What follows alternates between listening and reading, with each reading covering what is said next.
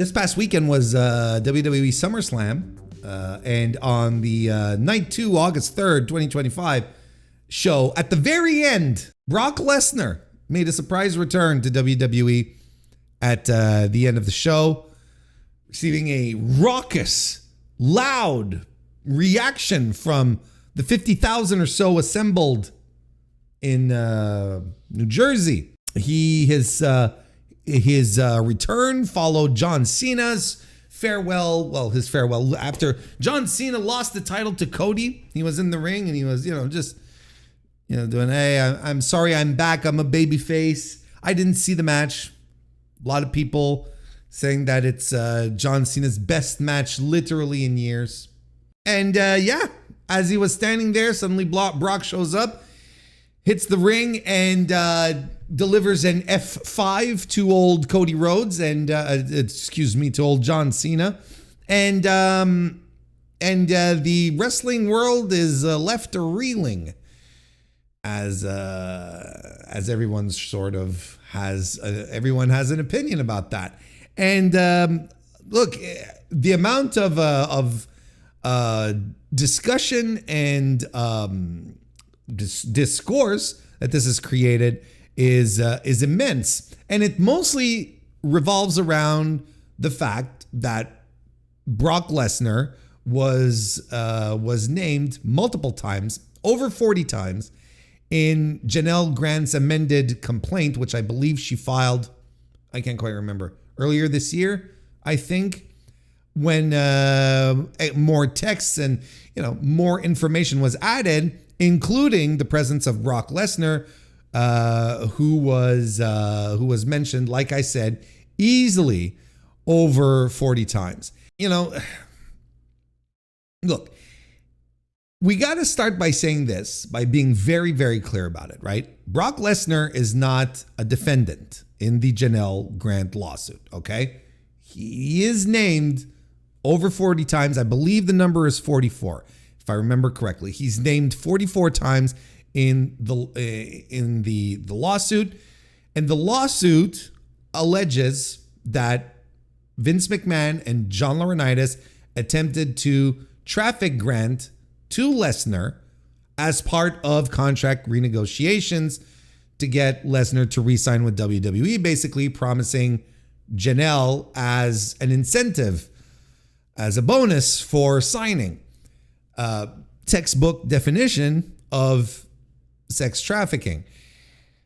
We're not going to get into the nitty gritty details and all the nuts and bolts. We're not going to open up the lawsuit and break all of this down. But trigger warning for anyone who can who might be affected by descriptions of sexual abuse. Nonetheless, some of the claims that were made inside the lawsuit include the following. Grant was pressured to send explicit images and videos to Lesnar. Lesnar allegedly requested a video of Grant urinating. He attempted to arrange meetings with her that didn't occur due to certain circumstances. And there's no confirmation within the information that we have here that there was indeed a physical sexual encounter. Now, I'm talking about this because I feel it's really foolish that we'd have to break down this information here and talk about why people are upset. Okay? I think it's rather poisonous to think that there are people who, just can't understand why people are upset and why you should be upset ultimately too. That's the thing, right? Because the main point of contention, of course, is that Lesnar didn't do anything illegal, right? And and the main defense is Lesnar might not have been aware of what was going on with the might not have been aware of all the coercion involved in this whole situation, right? Since it's not clearly established in the lawsuit itself. So I understand, but I think it's also reasonable for people to wonder just how much he did know about Grant's relationship with McMahon and how abusive it was, allegedly abusive it was. You know, how much did Brock know about the coercion? How much did he know? How much did he know Vince was pushing her or not? How much did he think this wasn't forceful, but, rather, two people in an open relationship and everyone seemed okay with it? How much did he know, right? So a lot of people are saying, maybe he didn't know all of this stuff, right? But I think it's just as fair to say, maybe he did know how deep it went. Because it goes both ways. If you're ready to stick up and say, well, maybe he didn't know, well, you kind of have to accept the idea that, well, you know what, maybe he didn't. Maybe he did know. Maybe he did know really how deep this relationship was. He was a good pal of Vince's. They were friends. I don't think it's out of the ordinary. And that's where it's from this position, I think, that most people who are very upset about Brock showing up in WWE come from, right? I think that's their situation. That's where they're coming from. They're coming from a moral and ethical perspective as opposed to a legal one, okay? Because again, let's repeat it. Brock is not a defendant in this case. He's not being sued. He's been named in the lawsuit. So the chimes of he didn't do anything illegal still didn't mean he didn't do anything wrong, right?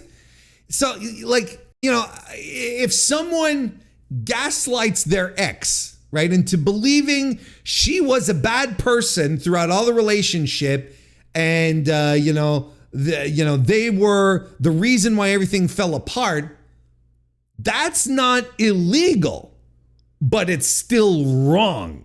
It's still something you shouldn't do, right? It's kind of like, let's say you're 45 years old and you're dating someone who's 17 years old, but she's in the UK. So, and that's legal, right? So, because the age of majority in the UK is 17. So again, you're not doing anything illegal, but holy fuck, is that questionable behavior regardless. So the moral weight of Brock being involved and elaborating plans to get this done, to meet up and get it done, doesn't dissipate, doesn't just all go away because he hasn't been found guilty. Does that make sense? But for the Brock or WWE defenders, right? That's all they need. They don't need anything else. There's no more right or wrong in this circumstance. It's just legal or illegal. And so it's not illegal. All right, what's the problem then? No problem. He just ended up sexting a girl, who just happened to be not his wife, which, by the way, by definition is wrong, but not wrong enough to lose your career over, apparently. But still, it's like, it's still wrong, but not huge wrong. So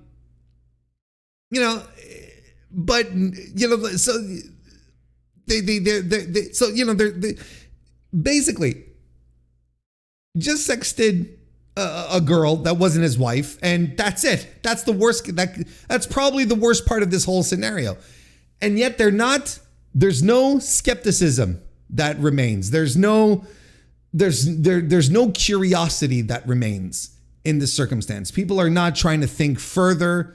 They're not trying to think deeper into this. It's just like, okay, no, that's all it probably can be, right?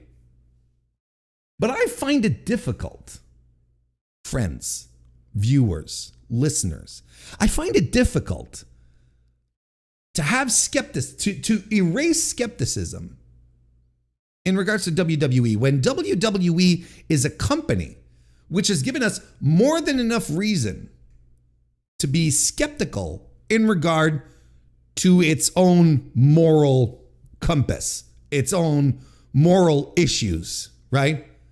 The Ring Boys, Nancy Argentino, Rita Chatterton, Ashley Massaro, right? Right? And isn't it interesting? I just rattled off like 3 women's names here, just pointing that out. What about bringing Hulk Hogan back? Sure, being a racist isn't illegal, but and what about hiring, look, very recently, not one of the most recent things, in fact, right? Hiring Lee Fitting after he was fired from ESPN for toxic and inappropriate behavior. How can you not reserve? You look at the body of work, essentially, okay? You look at the precedents that already exist with this company. How can you not reserve some doubt for this fucking company that has a track record for not doing the right thing ever? And they know what kind of trouble they were in when it was revealed over the weekend, not announced ahead of time, just bloop, arrived over the weekend.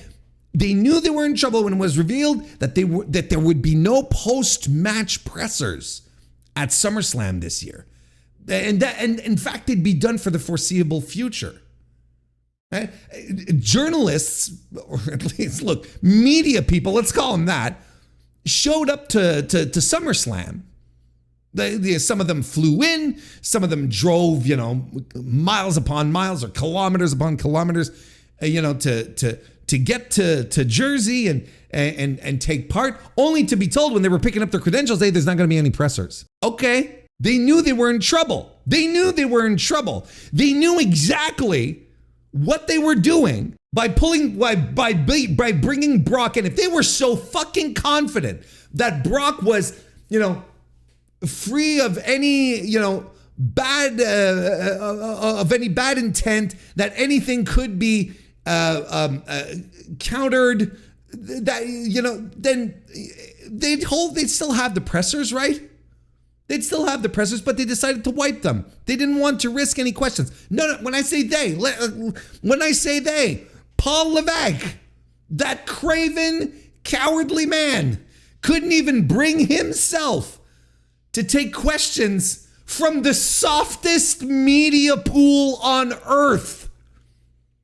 Okay, we're not even talking of a press pool that includes, the Brandon Thurstons or John Pollocks or Lucas Charpiot, none of these people.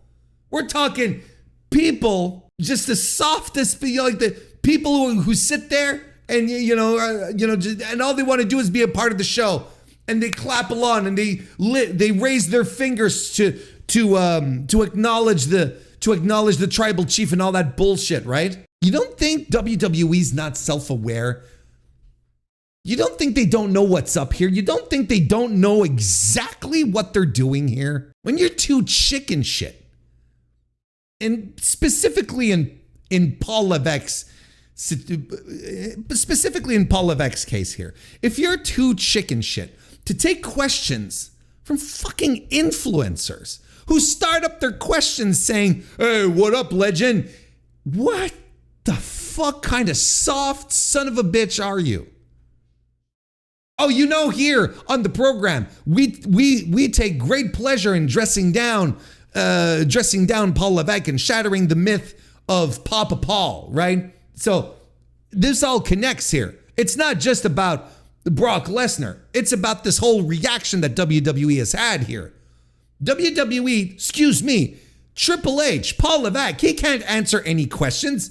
That's why. That's the reason why. Because he can't answer these questions. He can't answer these hard questions because he falls apart.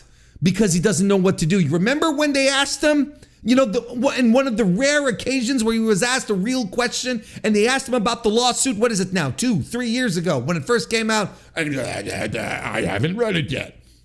Like, that's a terrible answer. It's a terrible answer. And every time he gets confronted like that, he can't answer. He just wants to be told how great he is. He wants to continue cosplaying as he has for the past 25 years. He wants to continue cosplaying like he's some bigwig in professional wrestling. Like he's this big monumental figure. He wants to continue that. He wants people to pat him on the back. He loves being referred to as, hey, legend. Of course he loves that. But he cannot answer these questions. Look, during the SummerSlam stuff, right? During the SummerSlam media tour, I should say, to be very precise, he was on a UK sports podcast, right? What was it called? The Sports Agents, right? Something to that effect. And the host finally, the host asked him a question about Vince McMahon, about the allegations. Finally, right? Finally asking Paul Levesque, after all this time, a direct question about the allegations, right? And by the way, parentheses, the guy asked him the question about, Vince McMahon had to step away amidst all these allegations. How did you guys pivot creatively from that? And I'm like, motherfucker, no one understands that WWE is being sued as well.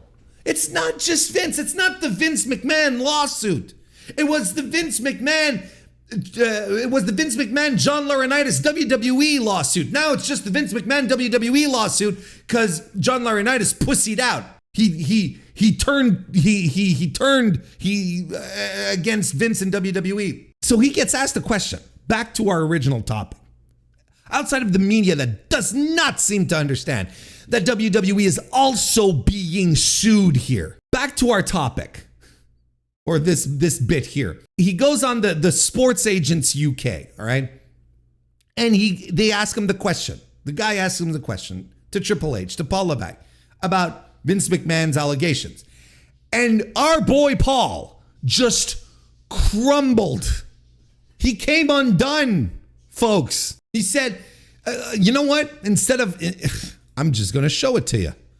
We're just going to look at it together. Give me a second here. Let me pull this up so that you can, and not only, you will hear the question, in case you haven't seen this clip, you will hear the question that the Sports Agent UK dude asks, all right? And you'll see I'm not full of shit when I say that, people don't even understand the nature of the lawsuit. Listen to this. And the challenges were that inevitably in the last year, serious allegations of sexual assault and trafficking levied at Vince, which he's always denied. But nevertheless, how did you deal with the fallout of all that? Because they were allegations. Weird question. How did you deal with that? Because they were allegations. Yes. Okay. Not only allegations, he's been taken to court. And not only, you see what I mean what I'm saying? Not only is the question a little, it's dancing around the subject. It's like, sex trafficking, sexual abuse. But it's not just Vince.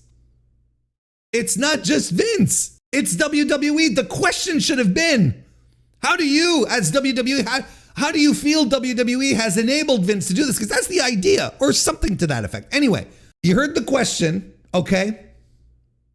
Watch how our boy Paul falls apart. Sure. And all we can do is move forward for us as a company, creative. Sure. All we can do is move forward as a company, creative. He is in complete distress right now. All we can do is move forward, and allegations are allegations, right? It's a complicated relationship for anybody in life. It's allegations are allegations. It's a complex relationship for anyone in life. No, not really. Because most people don't have to deal with allegations because most people are not fucking sex pests. They're not sex trafficking rapists. So no, Paul, if you're trying to appeal to me to try to relate to what you're saying, relationships, they're complicated. It's not like sitting with your Uncle Stu, at Thanksgiving, who's already down a full bottle of whiskey and you have to deal with him talking about his politics for the next 3 hours. That's a complicated relationship. This is different. For anybody in life, nobody is perfect. Nobody is perfect. Gee willikers. Nobody's perfect. Sorry, honey, I forgot our anniversary this year. That's okay. I still love you. Nobody's perfect. Nobody's perfect. Nobody's perfect. But accusations are made, and that's a whole legal thing that is totally separate and aside from what we do. It's completely over here. It's just so far away from all we do. I don't know. I'm just a guy who works 8 hours a day on creative. I just write 8 hours a day, except when I have to go to the White House. When I'm invited to go to the White House, then I have to stop writing a little bit. But it's all over here. It's so far away. I can't even see it. I'd have to let me call Jim in legal just to figure out exactly how far it is.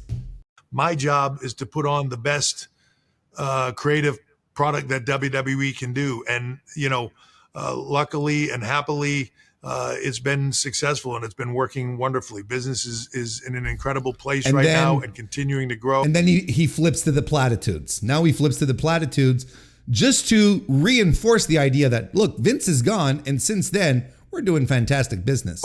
Especially with our partners at Netflix and NBC and CW.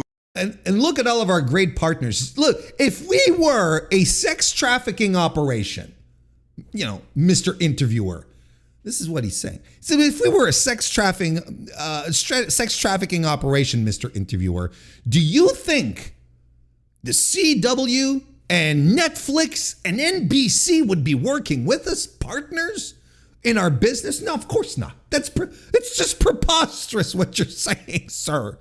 These are all prepared. These are all prepared statements. At the very least, Paul is much more feels a little more media trained than the one time he got blindsided. Well, the couple of times he got blindsided, especially by Lucas Charpiot. And everyone in between. It's a wonderful time in our business and fans are enjoying it. So we're headed in a good direction. And that's just looping. It's preposterous stuff. And he's so nervous and his mind is spinning 1,000 miles an hour. He is not in a good spot. You can see in his eyes. He's scrambling. He's looking elsewhere. He's trying to collect his thoughts. He's not in a good spot right now. My company's being sued for enabling Vince in his sex trafficking deals and his sexual abuse. Nobody's perfect. What do you want from me?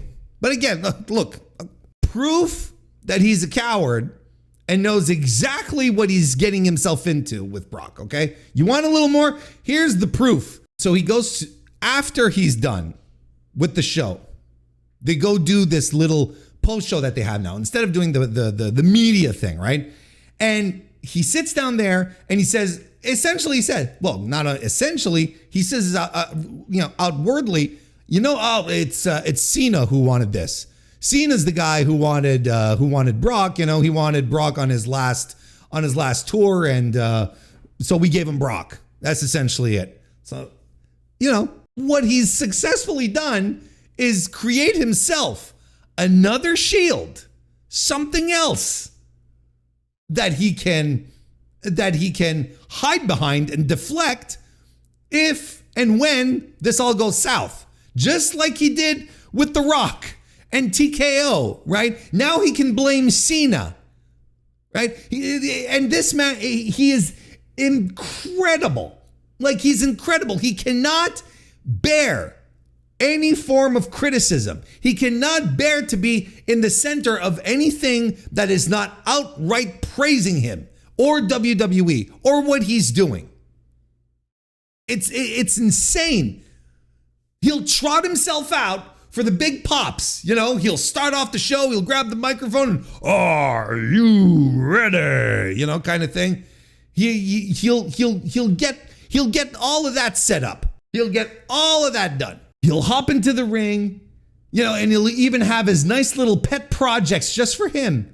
He'll develop this nice little WWE Unreal, right? He'll get all of that done just for him. It'll be just for him. But then the minute that we have any kind of anything confrontational, right? Anytime something confrontational will show up. So look, essentially, he got scared. He got scared and he shut down these these pressers, you know, just out of pure fear that a Lucas Charpiot might pop out of nowhere, right? Again, even though the press pool, if you want to call it that, the media pool is incredibly soft and pro WWE, right? Just like everywhere online, right? Just like online. Look, they get bent out of shape for Tony Khan tweeting too much, though, right? Oh, they're going to get so upset with Triple H, Tony Khan, excuse me, you know, tweeting a little too much, you know. But Brock shows up. Oh, ain't nothing to see here. They'll scream, you know. They'll call you wokes. Those dorks online will defer any well-deserved skepticism from decades of WWE fuckery, and they will draw the line at too much tweeting or arguing about ratings or how many belts Mercedes Moné has, or, you know, all this bullshit. He did nothing illegal, they'll say. I don't care. That's not the point. That is not the point. I have been exposed to decades of scum behavior from WWE that has been coming to a head over the past couple of years. So I am more enough in a position to not give any of these scumbags the benefit of the doubt. They had opportunities to do the right thing, and they could have distanced themselves from Vince. You know, all of these defenders, WWE, right? WWE had these opportunities to do the right thing. They could have distanced themselves from Vince once the lawsuit was filed, but instead of putting down a statement and creating a barrier and saying, look, this is not the same place anymore, and so on and so forth, they decide to cozy up to Vince instead. Instead, no public explanations, no comments, cancel the press conference, bring back problematic figures. And this is all in the playbook of TKO regardless, right? It's not as if WWE is doing something that's completely unprecedented with its new ownership, right? TKO, Dana White, Conor McGregor, John Jones. It's part of the corporate culture for this company. All of this shit, you know, the complete disregard for basic human morality, empathy. It's just not there. And here's the thing that's most distressing, okay? Here's the thing that is absolutely most distressing. This is not going to change anything. And that's the thing. Not as long as they keep filling up, not as long as they keep filling up 50,000 stadiums 2 nights in a row, right? And they keep their ratings up and they keep getting these big media deals. And the fans keep coming out in droves and the media stays cooperative until TKO's bottom line gets touched. Absolutely nothing of this is going to change. Nothing here is going to change. And as for Brock, if you are upset about Brock Lesnar showing back up in pro wrestling, you are allowed to feel upset about it because it is upsetting. It is amoral. It is not right. It is not good. It might be legal, but it's still not good. WWE does not deserve the benefit of the doubt here. They don't, because they have consistently shown over decades upon decades that the worst possible outcome is typically the one they favor. So there you go. Those are my thoughts on Brock Lesnar returning and what it means overall. As I don't give a shit ultimately whether Brock Lesnar is not going to be on my TV because I don't watch the program. But I'm not dumb enough to not understand the implications of this to a degree. Anywho, those are my thoughts on the Brock Lesnar thing. I had a feeling that WWE was going to do everything in their power to make people forget about the whole situation with Vince, but then they got a rude awakening when they brought Brock back last night. One last thing maybe I'd add here before wrapping this up, because the comment just made me think about this. What if we're just setting the stage here? What if we're just dipping our toes in the water to see how this goes? Because we've got something else lined up, right? We've got something else that we'd like to trot out. Because look, if morality becomes negotiable, then, let's move on. Why not bring Vince back? I mean, if we're ready to overlook everything that's happened to Brock because nothing illegal, right? I would be concerned that this is not some kind of that this is not just like setting the stage a little bit, dipping our toes in the water, seeing what we can do here. Because if we're bringing Brock back, there might be something else waiting in the wings to happen.